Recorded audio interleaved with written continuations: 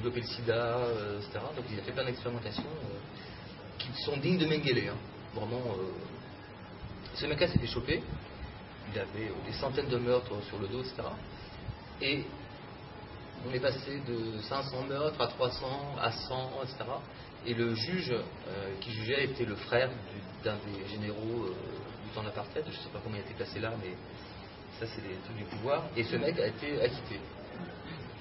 Et Desmond Tutu a déclaré donc ce jour était un jour sombre pour l'Afrique du Sud, c'est mon plaisir. Et aujourd'hui, ce mec-là, donc le Mengele sud-africain, il est cardiologue à Pretoria, Zilla, plein de colonies, etc. C'est-à-dire que les choses ne sont pas encore tout à fait au point. Pourtant, il y a un grand travail qui se mène sur la réconciliation actuellement.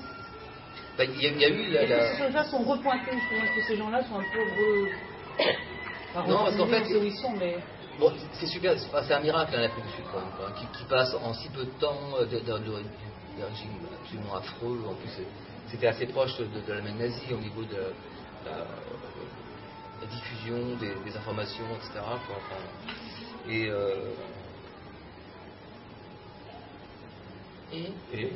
j'avais plus mon idée, c'est quoi? La réconciliation. La réconciliation, pardon. Donc, avec Mandela, Desmond Tutu donc, a décidé, enfin ils ont fait en sorte que au moins on sache, et ça c'est le cas de l'Argentine aussi, c'est comment faire le deuil en fait des personnes qui ont été tuées, c'est au moins savoir si elles sont mortes, quand elles sont mortes et éventuellement où elles ont été enterrées, etc. Donc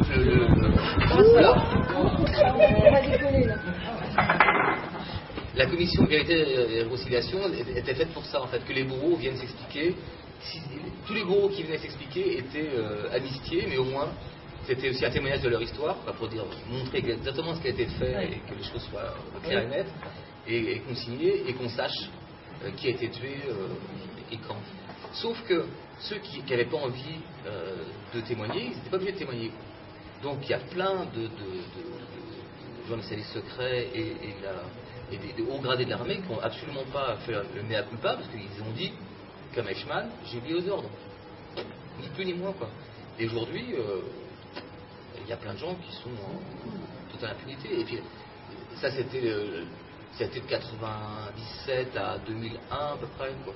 Et maintenant, en gros, il fallait que ce travail soit fait, le travail de mémoire soit fait, mais à partir de là, on passe sur des bases nouvelles, et les bases nouvelles sont celles d'aujourd'hui, où ils sont plutôt inquiétés. En fait, quoi. Au contraire, à l'inverse de l'Argentine, maintenant commence, depuis un an ou deux, là, à choper les mecs, un peu comme le Mossad israélien, quoi. Ils commencent à choper les mecs en Italie, évidemment, parce que il y a toujours de la place pour les enculés, quoi.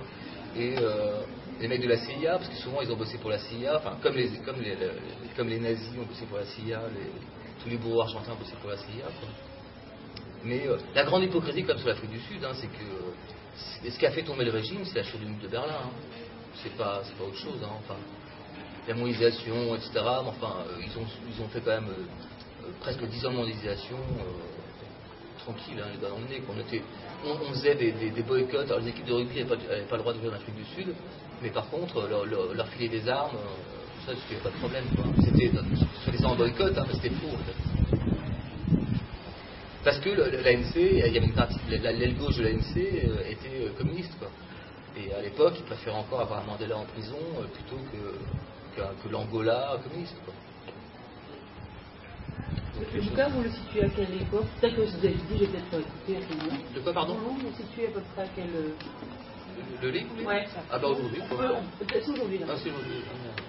Je pense que c'est pour parler de tout ça, en fait. Et donc il y a un travail un peu comme ça aussi en Argentine, où il y a tout ce travail aussi qui est en route après le fascisme, après tout ça. Ouais, en fait, ça c'est l'après-fascisme qui vous intéresse alors? Pendant, déjà, quoi, parce qu'il y a des choses effroyables. Moi, je me souviens, j'étais gamin, c'est la Coupe du Monde de foot en 78, quoi, et j'avais entendu parler de politique, je savais déjà, moi j'étais gamin, mais je savais déjà qu'il y avait des dictatures, et c'était un joueur hollandais qui ne voulait pas y aller parce que c'est la dictature, etc. Et après, donc je me souviens la finale, enfin bon, ils avaient les arbitres, ça avait été complètement acheté ce truc, enfin, c'est pas la première fois, mais en tout cas c'était assez flagrant, et que des détenus qui étaient torturés, donc parce que j'y suis allé en fait, où ils étaient torturés dans le centre de l'armée, de la marine en fait, quoi. Et le stade de River Plate est pas très loin, juste à côté, quoi. Et les détenus, qui étaient donc torturés méthodiquement, entendaient les clameurs quand ils ont gagné la Coupe du Monde, et ils voyaient les gens défiler, alors que c'est un contraste totalement affreux, quoi. Ils étaient torturés donc à 300 mètres du stade, quoi. Bon, Caril, pour finir. Ouais. Tu tires un livre, celui que tu veux. Voilà, tu finis avec cet extrait. Ah non. Je trouve ça toujours naze ce que j'écris, quoi. Oh non. Avec Yann Yann, va nous faire un petit fond de guitare. Hein? Allez. Un petit peu.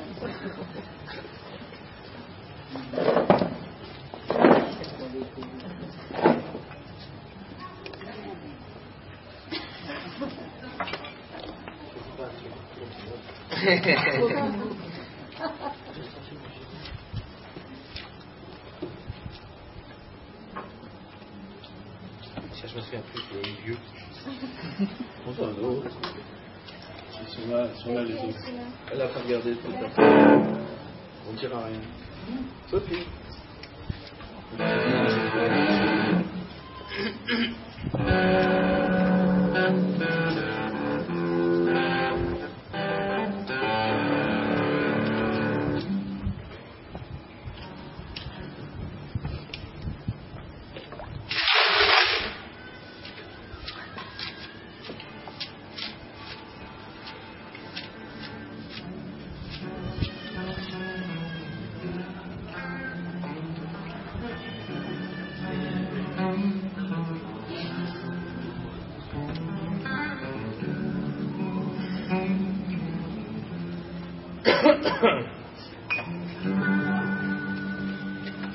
Oui, je suis Gémeaux.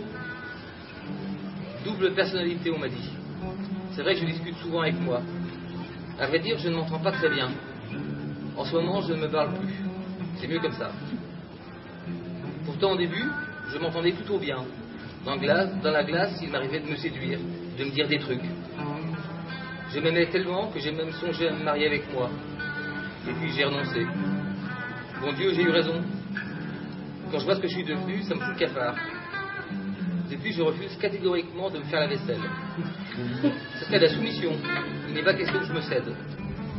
Il m'arrive aussi de jouer du trombone. Ça dure toute la nuit. Du coup, je n'arrive pas à dormir. Le pire, c'est que je ne sais pas jouer.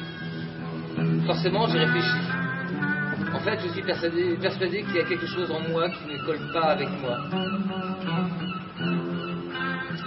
Parfois, à force de ne pas me ressembler, j'ai l'impression d'être un autre.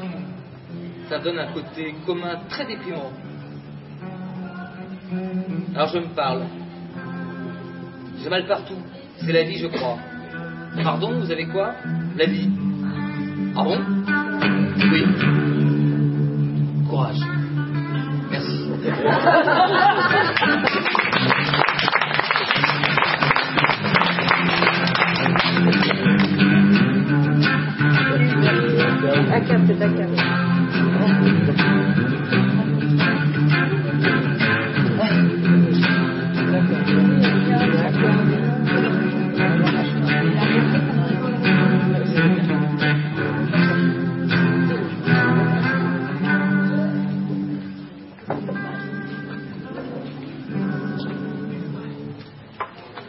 Et voilà. Merci d'être venu me tenir compagnie pour cette soirée.